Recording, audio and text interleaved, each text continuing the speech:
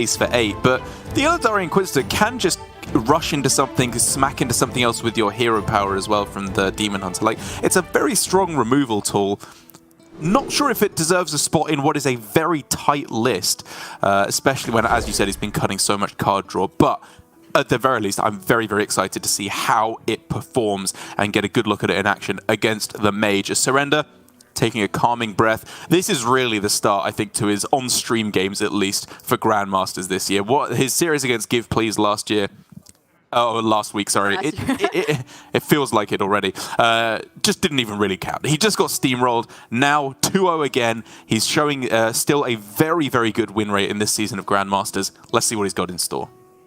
I agree, Derek. Surrender has a quota maximum of 103 loss per year. It's never more than that on stream. Impossible. But already we have to ask the question again, is he the type of player that likes to keep Spring Water without already having Lunacy or Incanter's Flow? At least one of them on the coin I think is reasonable. He's going to go ahead and keep both though, which speaks to, I suppose, being just more conservative in the mulligan, which you can kind of get away with if you feel your opponent is a bit slower.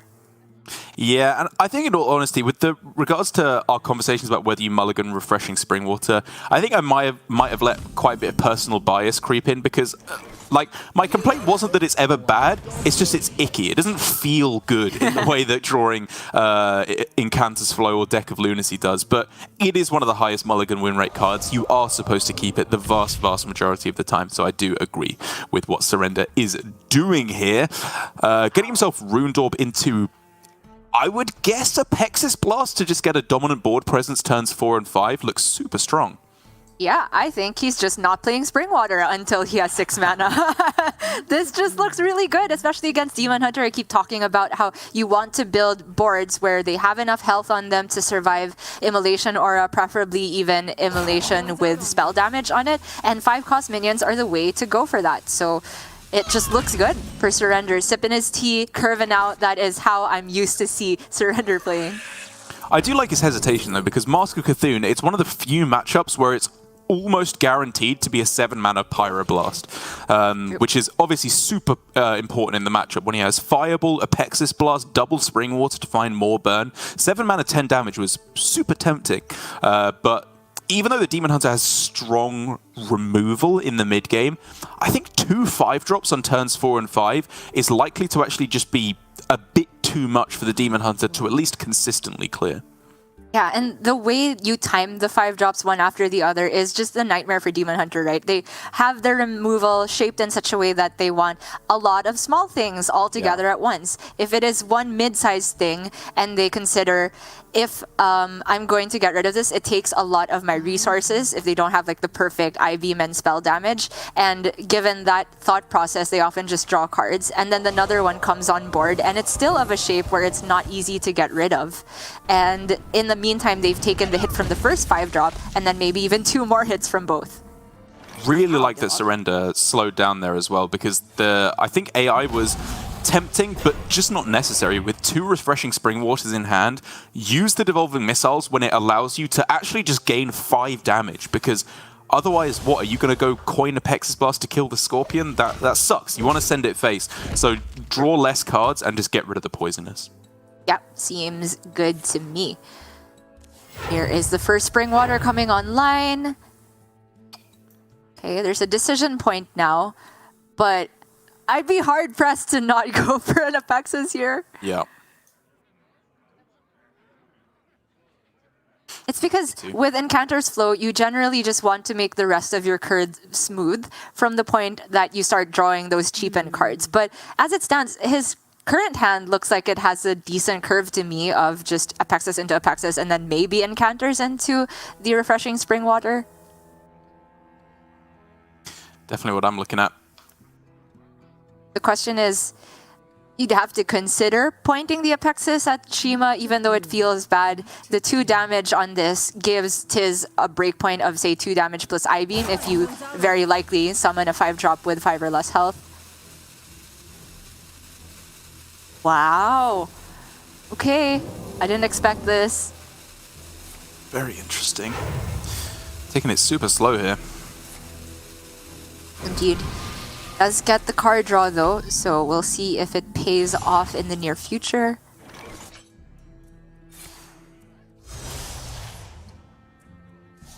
You don't pick the wands. Is doing just very mundane Demon Hunter things, I want to say. Slow cycle, slow board development, but he is building up all of these Morgs in hand. In fact, he has all the combo pieces except Il'gynoth at the moment. It's just how the deck is going to function, right? With such little card draw, this is what you expect to see, is just a whole bunch of combo pieces sitting around in hand, but not really much to do with them. Imagine what you'd trade any of these cards for to be a Spectral Sight right now. You'd be over the moon. True.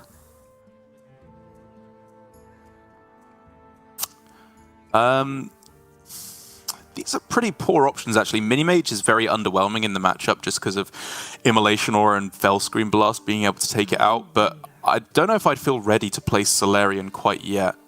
Right. If it shuffles the Prime, obviously Apexis deactivated. Egwin just feels so clunky with the rest of this hand, so I agree with this pick in the end from Surrender of taking the Mini-Mage.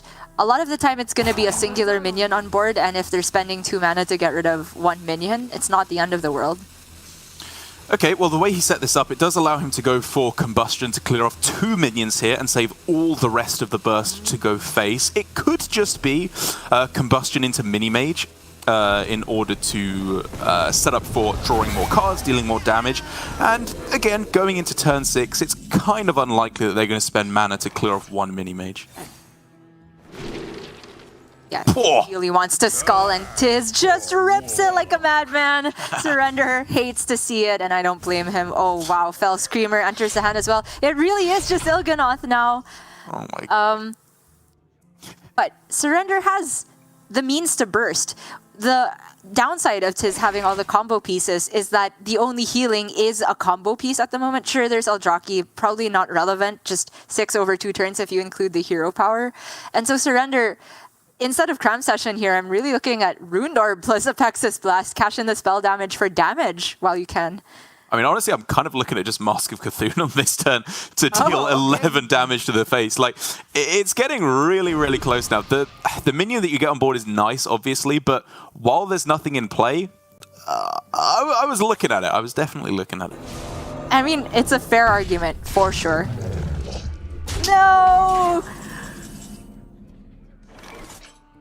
You hate to see the tiny 5-drop, but for TIZS, it becomes a question of how long he can hold on without using a combo piece, and it looks like he can do that for pretty long because the Inquisitor with Raging Fellscreamer, I didn't even think about that synergy. I had the Fellscreamer earmarked to cheapen a Morg, but he's right, he just doesn't need the discount at the moment.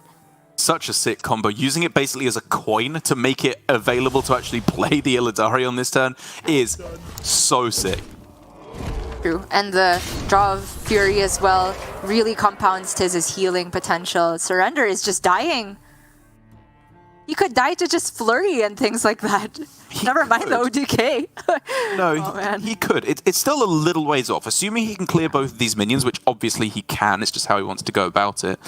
Then, you know, there's only 6 damage in hand right now for TIZS. The hero powers are a long ways off from getting there. So Surrender has time, but he has to be very careful about how he clears these. Using burst damage to clear off these minions feels awful.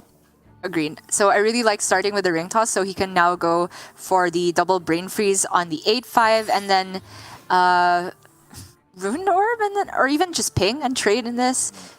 Very unlikely that the Faceless gets to deal any more damage. Oh yeah, sorry, this is just cleaner. Rune Orb, double Brain Freeze, and ping, and then you save the 3/3. Yeah. Now I wonder if he's looking at just like leaving the Fell Screamer frozen on 1 health and playing the Incantus Flow instead. That looks pretty nice. Yeah, because it's frozen. Can definitely work that way, and it's not as though... I mean, if TIZS wants to go for that game plan of not OTK, but just hit Surrender in the face, he still has to proc the Ice Barrier, so Surrender is safe from that front at least. Ooh, that's card draw again. That Il'gynoth is really what we're trying to work towards here for TIZS, because even though he can't reduce the cost of his Moargs now, he kind of doesn't need to. He's got so close to lethal, just needs that tiny little bit extra and he'll be able to creep over the finish line. Right, and that's why he is testing with a spell that isn't Chaos Strike, because any card draw is super valuable here. Gets to use this not counter spell, but not much card draw further than this. It's looking like TIZS isn't playing OTK Demon Hunter with Inquisitors. He's playing Inquisitor Demon Hunter with like 6 useless cards in his deck. True. Oh my gosh, that's so true. Like at this point, look, he is just using the Arcanist to clear the board here, clear the runway for the Inquisitor, which if he gets to hit face, that's just another 9 damage, and he puts Surrender on a 2-turn clock. Interesting. He still has 2 7-cost spells, but he's played 2 flows. Yeah, it's probably not worth it now. Yeah, it's not the guaranteed Libram of Hope. That's the one. That's really the only thing Surrender wants. Yep. So we're going to be getting there the old-fashioned way, minions, and a heck of a lot of burn damage to go along with it. No secret at the moment to get the Occult 4/4 to pop off. Looks like Surrender is going to keep cycling and maybe end with a Pexus Blast if he doesn't get anything better. Yeah. 3 flows. It still doesn't get you to any Libram of Hope, right? No, yeah. It's just impossible from there. Whoa! That's pretty good. That's pretty good. But for TIZS, you just you just go face with the Eldari Inquisitor and then you rush into the Ogremaster, or the other way around, sure. So disgusting. Oh my gosh, Surrender's dead to 2 hero powers, and there is an 8/5 on the board, and TIZS has Skull in hand. This is just... whoa. Yeah, I mean, at this point, Il'gynoth literally just needs to sneeze on Surrender, and I think he'll drop down dead. He's so low on health. The combo really doesn't need to do anything. Yeah. Searching for Ring Tosser Barrier, that's a secret, but... Conjurers don't have Taunt, do they? They're just straight up 4/4s. Correct. And he can't even play Conjurer without with clearing the 8/5. He has to combust and ping. Yeah. I mean, sorry, he could play the 4/4 but not get the copy. So it looks like it's going to be Mini Mage Combust instead. Then he plays Lunacy? I don't know. Yeah. And in terms of what he's got left, like it's 1 Fireball and a Pexus Blast, a Mask of Cthulhu. He has a lot of burst, but I just don't think he has time to find it, even if he were able to survive until he gets there, because TIZS does not know it, because it could be Barrier, but he does have the win here. True. Yeah, I mean, this is just 100% way to go about it, right? Because if it's Barrier, then you get the Skull activated, and if it's Counterspell, then your weapon is in place, and you just kill him that way. So now he's in the world where it could still be Barrier. Yeah. And I think it's fine for him to just not swing face here. Really? It was like generated off a random spell. It wasn't even discovered. Okay, it was just fair. off the babbling book. He goes for it, and for Surrender, yeah, it was worth a bluff, but it's not going to get the job done. TIZS with his very weird-looking Demon Hunter managing to creep over the finish line. Like, the Inquisitors did so much more than the actual OTK combo did, and I don't know, it was with a lot of help along the way. Like, it was a perfect skull drawn on turn 6 off of the Illidari studies. Outside of that, things could have gone very wrong. I am honestly yet to be convinced on this list, because I think if he'd just played the standard tempo Demon Hunter that people are playing with the full-on burn damage package, he would have been in a much better position. But it was still enough to get the job done, and I think he played it well with the hand he was given, for sure. And I always feel like I'm missing something obvious when I end up questioning Surrender, but I still am not entirely convinced about going for flow instead of just trying to curve a Pexus into a Pexus. Yeah. Maybe I haven't played enough of this new version of Spell Mage, which does have the more expensive Lunacy, but we could have seen him take a more aggressive stance, and it wasn't certainly right or wrong by any means. I think it's a very valid point you bring up there, because again, it's easy to assume that against these control decks like OTK Demon Hunter, Priest, Control Warlock, that they always have the clear. If you develop something, it will die. But especially against OTK Demon Hunter, that's not the case. They have a very limited set of removal tools, and like you said, if it's not a wide board of small minions, like from this Token Druid, it's unlikely that they will be able to clear it off. So maybe Surrender will have a very good reason, I'm sure he will, as to why he went for an alternate play. But now, from a slightly weird deck from TIZS, or a very weird deck for that matter in the OTK Demon Hunter, to the most standard of the standard, the cookie cutter template for Token Druid in this meta. It is the most standard of the standard, but it feels like the Token Druid is truly feast or famine every time we've seen it on stream.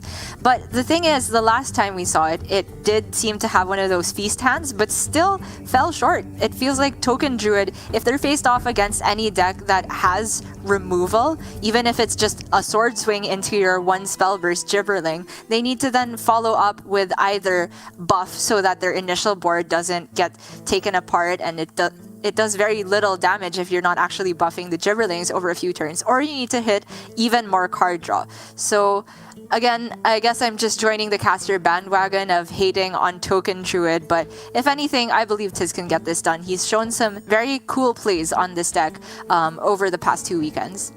Yeah, I've made no illusions as to my feelings towards this deck, and given that one of the most prominent players of Token Druid in Crane tweeted out that his advice for Token Druid this week was don't play it, I think that says a lot as to how a lot of the community perceives Token Druid. But at the same time, as we've said, the nerfs hit very shortly before the deck submission had to be submitted for the players, and so they had very little time to actually come up with a cohesive lineup. Token Druid felt like a good anchor to just start with because, I mean, even though it hasn't been performing well and we have our doubts about it, the players may very well disagree. In testing, it could have been performing way above what we've seen for them, so I do not begrudge them at all for bringing it. I recall, though, TIZS is a Gibberling on one gamer, even That's when the true. mage has the opportunity to coin ping. But I think 2 things have changed since then. One, Lunacy's been nerfed, so you're not even necessarily disrupting the earliest possible Lunacy on turn 1. And 2, I just think that was bad. I don't think he's going to do it again. So he has changed his ways, at least in this meta. He's going to get some card draw to a lot of it. This is already shaping up to be a threatening hand for the mid game, which you do need to be a bit more solid with the board push on Token Druid, I think, against Mage. Can't just be 2 or 3 Gibberlings because they get devolved really quickly. Less was definitely the more likely outcome there. I was almost wondering if he deliberately picked wrong just so he doesn't run into overdraw, and although I don't think that was correct because he won't overdraw with the fungal even if he got it wrong, it's not the end of the world to get it wrong there.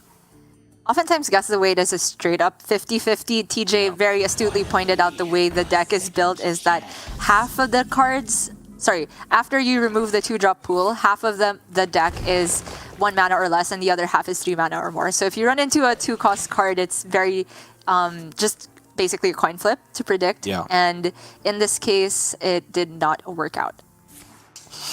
But it's a decent start now here for Mr. TIZS. He can go for Arbor up with a Lunar Eclipse and follow up with plenty of buffage with the Pride's Fury and Power of the Wild. It's just how Surrender can preemptively start to fight back against that. Because, or rather I should say, maybe not even preemptively, because this Imprisoned Phoenix with Raz opens up a pretty strong reactive game plan against the Token Druid. A lot of the time, 3 damage AoE will mop everything up. It is super strong, and I thought that was what you meant by preemptive, because he would play it this turn and kind of set up. It's not face up, because for TIZS, he has no idea there's a Raz there, but he certainly has to smell that Surrender is planning something if he deliberately took a minion that's not active right away. The problem is that the Dormant for 2 turns might hurt a lot, because for Token Druid, they can very easily go off on 4 mana. It just takes 1 of their mana ramp spells and a big board. Surrender says it's worth it though. He can take the pain for 1 turn, and with Devolving Missiles and Combustion in hand, I think that's reasonable. This is where things get really sick though, with Gibberling, Vate, Luna, Arbor, you'd have to guess, and I guess Pride's Fury could come down first, but I think I'd just like to see the widest board possible. It's a turn before the Phoenix activates, so even with only +1 health, it's unlikely to see a clear. I agree. Because the board is going wider here, you're also making devolving missiles a bit less impactful. And the timing on the Phoenix is perfect. You go for the damage first, and then you build the durability so that you're not as scared of Phoenix plus AoE. Was that really not Arbor Up? Like, I get that you can Arbor Up next turn, but you could Arbor Up now and then Arbor Up again next turn, or go for Pride's Fury next turn. Like, I don't know. Yeah, I don't know either. This is also not wrong ordering from TIZS. He is banking that 1 mana from the nature studies, so even though he misses 1 buff on a Gibberling, it's fine. I mean, I'm saying in the context of this play, it's fine. I still would have wanted to see Armor up as well. Surrender can clear up a lot of this, right? With Combustion plus the Brain Freeze, even Combustion Coin Ping if you want to save that and just take out the Spell Burst Gibberling itself. Sure. Probably not, in terms though. of what the coin is doing for him right now, I actually don't know, because next turn is Raz, almost for sure. I guess Raz with Devolving is a very, very powerful combo that you can think about saving. So the scariest thing for next turn is certainly just Arbor Up, and the difference of clearing 1 more minion or not is 4 damage. So does Surrender think that he can get away with taking 16 as opposed to 12? I think he can. Agreed.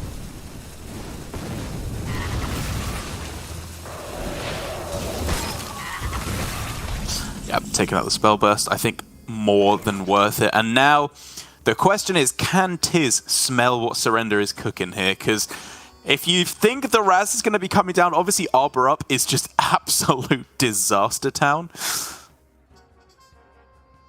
But it's just such a good play if they don't have it, yeah.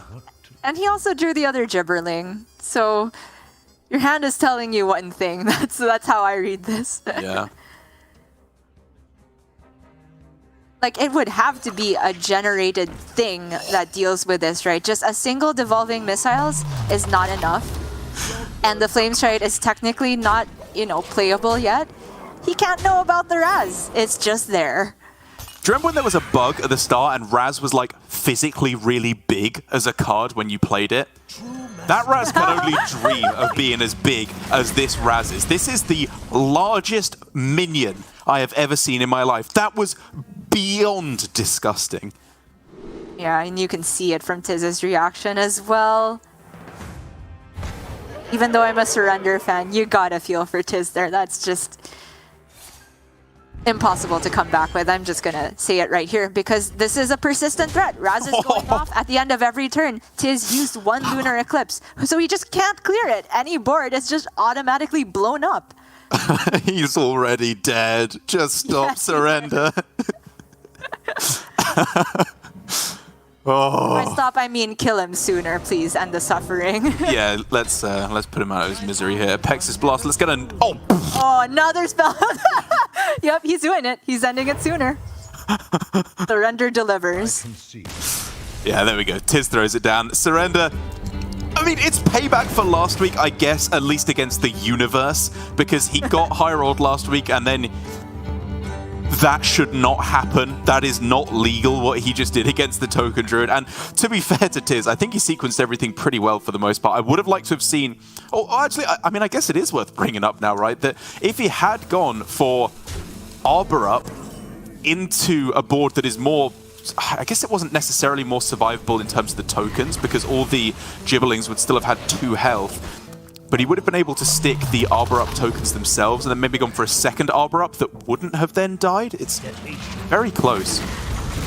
Certainly. I mean, we can see based on the context of Surrender's hand, he had the Combustion and Devolving anyway. So even if there was Arbor Up, in most worlds, if the Devolving doesn't completely whiff, Surrender survives and he still gets the big Raz turn. But sure, still worth noting for TIZZ that he could have tried to push for lethal 2 turns, 1 turn sooner and get that curve for just a 2-turn setup, barring the world where there's a Raz. And I'm honestly not sure what situation you would rather have, one more minion instead of just way more stats around the board. Yeah, and to be fair, like, you can't... He wasn't in so good of a position that you can afford to play around Raz. I think the best thing was just to do whatever he thought was best. But I think the benefit of the other plan was maybe it was a little bit more survivable against some form of AoE, be it Raz or just the combustion, missiles, brain freeze, all that kind of goodness. It is all behind us now, though, and we are moving on to the Tempo Rogue from Surrender. I'm not seeing anything too crazy in this list. It just looks like the pretty standard Alex Tenwu version that we've been testing quite a bit over the last few days.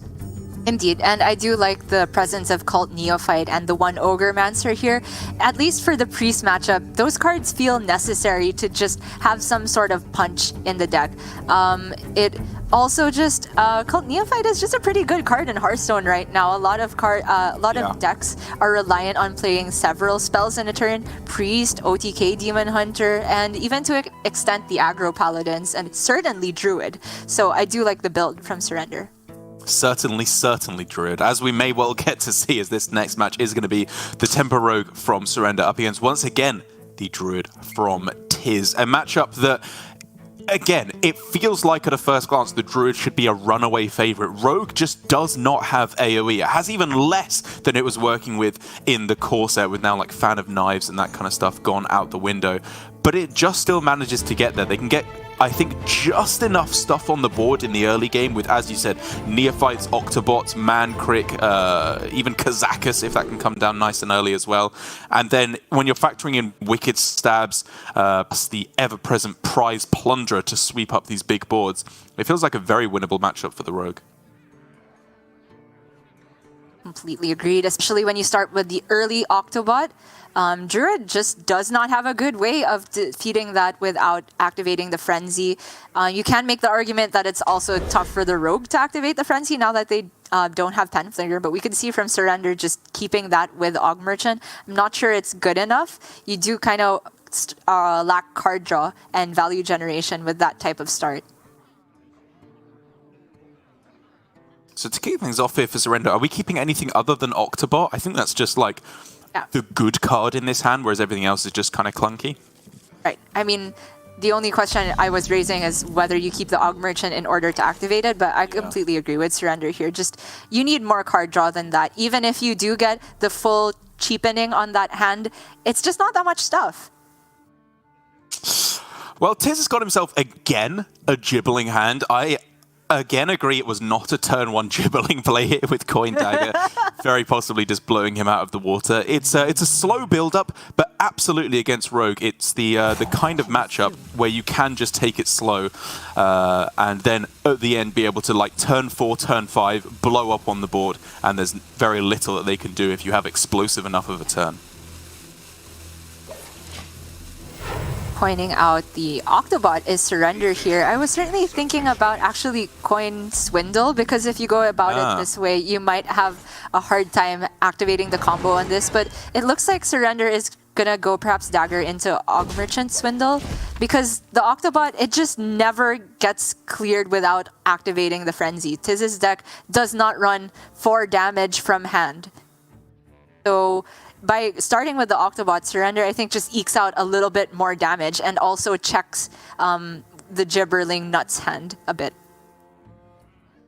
Do we not like just Orc Merchant Swindle in turn 2 here? Like, you can get it all down. These Brain Freezes at 0 are pretty sick, and you just get more stuff on the board. Like, I appreciate that Dagger is fine to take a slower approach to it, but I want to draw minions. I want to draw Mankrik for next turn or Neophyte to throw down. I don't want to spend 2 turns in a row not playing a big threat. That's true. The only benefit of waiting one more turn is you discount one more card, but it's not as though you discount what you get off of the Swindle even if you wait one more turn. So now that you put it that way, and Mankrik being in the deck, I was super tempted, but Surrender is actually just going to wait a bit longer. Don't hate it at all. I was very close on the fence on that one, as Innovate and Bloom being found. This hand that was looking a little bit starved of anything to do is kicking into overdrive. Yeah. Quite possibly Surrender was saving up everything for this turn so that if he got, say, Prize Plunderer off of the Swindle, he could then respond while having played a bunch of cards before that. But TIZS not blinking this turn. This is not that kind of hand from Token Druid, so Surrender is going to be the first one to commit a bit more resources. And it's the kind of hand... draw. Yeah, like if there was a minion on the other side, you could Secret Passage and then bump to reduce it. But I think 2 mana left over, it's just not quite enough to justify the Secret Passage yet. And yeah, the Swindle, I think, is going to be coming down this turn.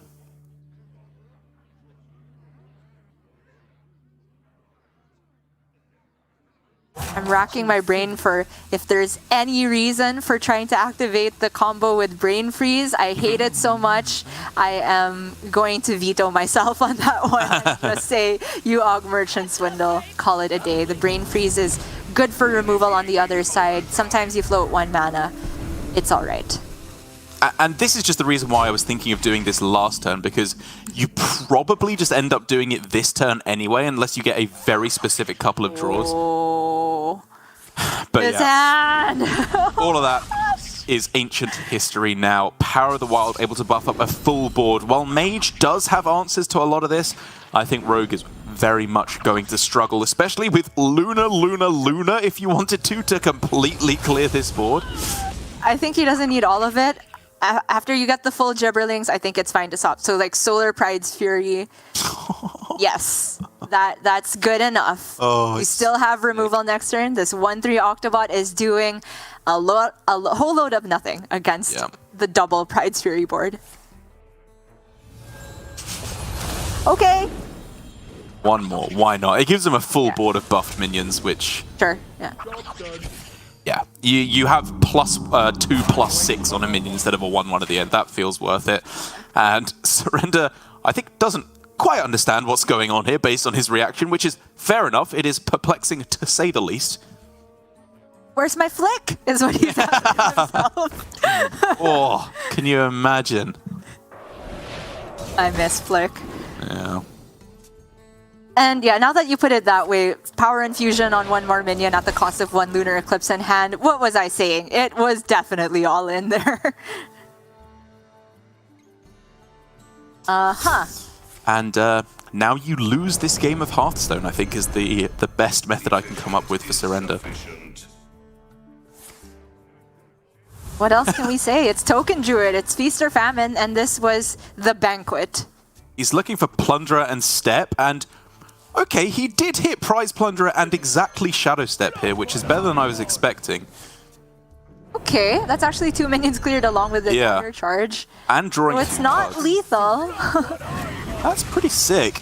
If ever he was going to have even the hint of a chance, this needed to happen. But we can see TIZZ's hand is just lunar power here. He can VT the Octobot without getting its frenzy activated. Yeah. Lunar on the field contact. Guess the wait for refill next turn if he even needs it. I doubt he will. And Surrender, the Jandice nerf is hitting pretty hard here. Oh, what would you even go for? Like, is there any combination of 5-drops, even double Earth Elemental like we saw in testing Mr. Raven? I think even then would not pull him out of this one. True. I mean, I was just saying if he was going to have any chance, it would be off of Jandice here, but that is not a thing. Not a thing. And there is not a thing that can save Surrender here. We're going to be going to game 4. The Druid, I mean, for all the times we've seen it, I feel like, honestly, this hasn't been happening enough. Like, it's been performing horribly, but when it does, like, this is what you're playing the deck for, is because sometimes you hit hands like this that essentially nothing can beat. Gotta hand it to Surrender for staying in the game here. In terms of high roll, I don't know if this one is higher on the scale than discovering Phoenix into discovering Raz for the Token Druid. But that was enough to make TIZS concede when he was on the other side. Look at Surrender. He's still staying in it like a champ. Okay, I respect it. I respect it. And if he can win this game, I will do a quadruple backflip right now on camera, because this is impossible. And you're saying that it's impossible for you to do a quadruple backflip, right? How dare you? I'm as nimble as I've ever been. Which is to say... No, not at all. Not possible. Yes, exactly. Oh, TIZS racking his brains for any possible way he could lose from here on out. The play I'm seeing here is just Thorngrove Hero Power or Thorngrove Adorable and play the other little Marsul, send everything to the face. Something's got to stick for the Arbor up, and that will close out the game. I don't know if Surrender is muttering to himself. I mean, I would imagine he's muttering to himself in Korean, but it looks like he's just saying, "What?" over and over again, which, yeah, I think would be my reaction as well. Yeah. You tend to see this from streamers sometimes. Whenever they're in front of a camera and playing a game, they still just talk because they're so used to talking with chat, and it helps some people concentrate. I think it's a pretty fun quirk to look at, if anything. Womp womp. I think my spectator didn't like the amount of special effects going on there, but it was enough for me to see that those minions are not going to be winning him the game. So TIZS finally getting the draw you're looking for. Again, is that an orca in his camera? It looks like a... I don't know. Like a killer whale, right? Or a... Yeah. I don't actually know if there's any like difference. It looks like a stuffed toy. Yeah, and very cute. Yeah, TIZS always has that on camera. I wonder if it's his good luck charm. But... adorable, like the infestation that closed out the game over there. And now that means we are going to game 4, I believe. I just really want to see the Hunter from Surrender. I think he deserves a win with it after he lost with the previous iteration 3 times last weekend. Yeah, Surrender has, like, low-key been one of the biggest Hunter advocates for a long time. Like, we can think back to Staz in particular was, in my recollection, a big proponent of Highlander Hunter, brought it time and again, and did very well with it, actually, for that matter. But Surrender has also been doing the same thing. He's realized even when Hunter is not at its most powerful, which I think, again, very arguably is this metagame, it's a bit of a niche deck, he finds the list and he just plays it in very unique ways and shows that it's far more than just a curve out and deal damage deck like most aggro hunters have been throughout history. Although this new version does kind of want to curve out. I would say the previous iteration that has Penflingers and then Kolkar Packrunner, which is still in this list to be fair, had some considerations of holding back and going for a big burst with a bunch of spells type of play, but this version of Hunter, I would say, is much more straightforward. You have a heavier 2-drop package with the Imprisoned Velma as well, and the Mancrake is then in there for the Barrock synergy. Spell Mage, though, is going to be what TIZS will play for this next game. So if it is Surrender on the Hunter, I am definitely favoring Surrender's chances. I think he's going to be lining up the Rogue first of all, though, and if he does get the win here, then obviously he will be able to line up the Hunter against the Mage.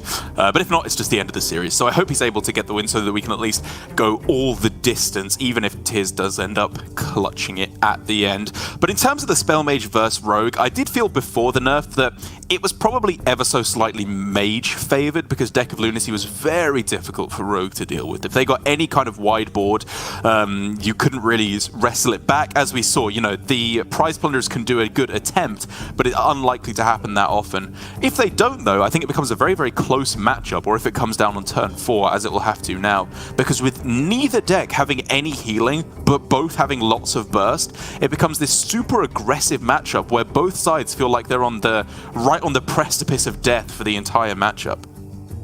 And given the post-nerf world, not just the nerf to Lunacy, I actually feel like it might have hit Rogue harder in the long run by losing both the Penflinger nerfs and the disruption you can get from the watch posts, which was a very important part of the matchup last week. And now we're seeing from Surrender and most other Rogue lists that they are running maybe more card draw, a bit more value generation with wand makers, just to kind of fill the void that far watch post left. But those are the shape of minions that Combustion can just flick away very easily, even Ruined Orb to a certain extent. So I think it's tough for Rogue. With the Jandis nerf, that's another big one. And if anything, I think the build of Rogue that gets there, though, is similar to what Surrender has with the Neophyte and the Ogremancer already in the opening hand. Yeah, it's a nice starting hand here. I think Tenwu, I'm not seeing quite enough utility for it, even if it just functions as like a 2-mana 3/2.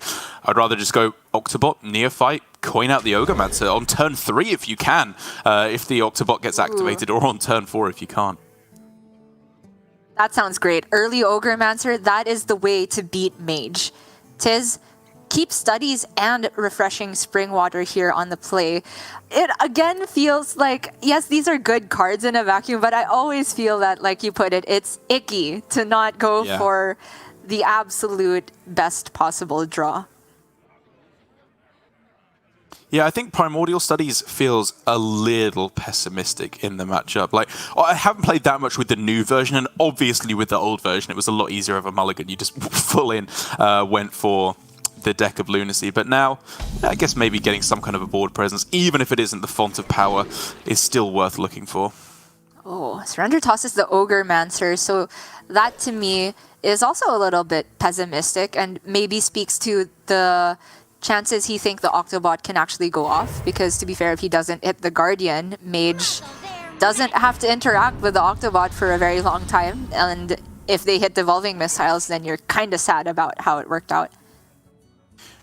And a card was kept in TIZ's hand. It was reasonably likely to be Incanter's Flow, so coin into the Cult Neophyte now feels like as good a time as any, very likely to connect face for 3 damage, and at least start this minion train rolling to follow up with Wand Maker, potentially shadow stepping it and playing it again as well.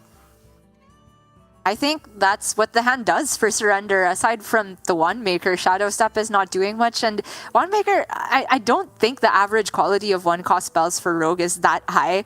I was just getting a bunch of yoinks when I played it, I don't know. But the Cult Neophyte going back to full health, so it can't just be pinged, is a big deal. The downside, however, would be Ruined Orb still playable on 3 mana if it does come down again this turn. Yeah, that would be a pretty big hit. I mean, it's to the point where maybe you could argue it's Octobot that should come down on this turn to just try and set up for damaging it, getting the secret passages played. But he just goes with what looks like the more standard plan. You could also hold the Neophyte for the 4-mana turn from Mage, which is relevant for both Lunacy and Spring Water. But the downside, of course, is like the Wand Maker potentially gets Rune Orb, and then you're not even pushing any damage. So Surrender, in the end, goes for the Neophyte, gets Brain Frozen instead.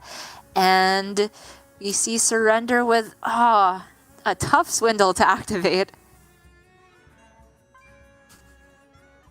Brutal that the game won't even let you role-playing, just picking up the poison and throwing it on the floor as your first action. You have to have a weapon to put it on. And it's not nothing, right? If you go Dagger, Deadly Poison, you're setting up to be able to kill off the Phoenix once it resurrects. And so then you could follow up with Octobot into Swindle, but everything that is happening there is so slow. I agree. But the alternative is Secret Passage, and that sounds even worse. Like, it's 2 just mana not time. remaining, yeah, it just doesn't work. I like the Deadly Poison because it lets him set up for, like you said, clearing the Phoenix. So even if like this Wand Maker gets cleared by TIZS, there's a decent chance the Octobot gets unchallenged next turn.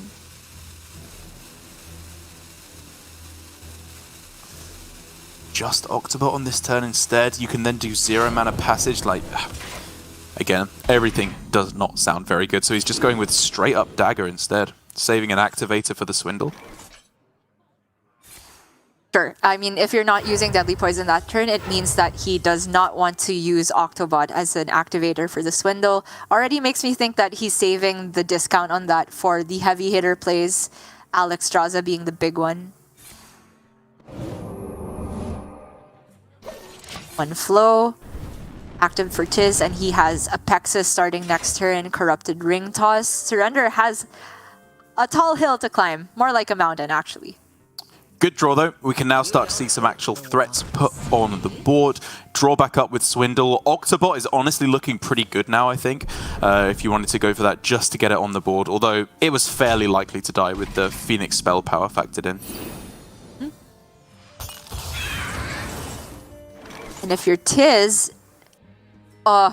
you couldn't stop me from pointing this Apexis face. It deals 7. Yeah, that's pretty nuts. Woo! Mozaki? Even ignoring the obviously very threatening effect on that, the 8 health on it is so annoying for Rogue to deal with.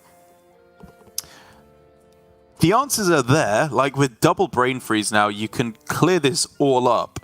But then you're spending a lot of cards that you kind of wanted to make cheaper with Octobot instead. Like, do you go Deadly, Brain Freeze, and then one Maker, then Octobot? You have to sink everything onto the board. Yeah, well, Deadly and then one Thief and Sure. Evaluate is where my head is at.